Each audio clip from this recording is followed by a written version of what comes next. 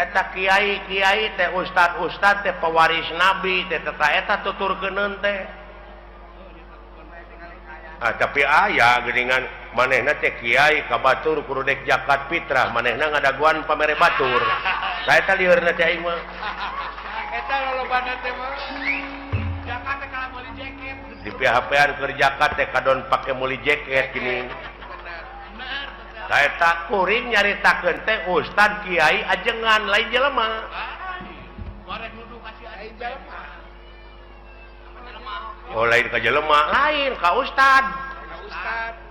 Ka kiai, ka ajengan. Mungkin teu ayeuna ajengan bohong. Mungkin teu kiai bohong.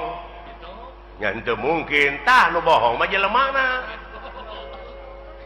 Aing ngaran-ngaran jelema teh tungkul tempat kaluluputan tangah tempat kalalepatan samenit ganti saja merubah janji sore rajentar kapake isu tak eta jelemana murukan nu matak cek hadis ungdur makola wala tangdur mankola jadi dengekeun perkara nu dicaritakeunana ulah ditanya jelemana sababna naon bisi kapiheulaan ku ngewa jeung kursep lamun kapiheulaan ku ngewa sanajan batur ngomong bener dina hukum da ngewa ka jelemana da moal diguguk geura eta akibatna sabalikna kapiheulaan kursep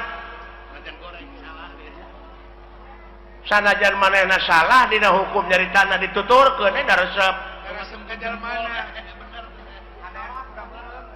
tah nu matak ulah adean ku kuda beureum harta batur aja aku manehna ngontrak.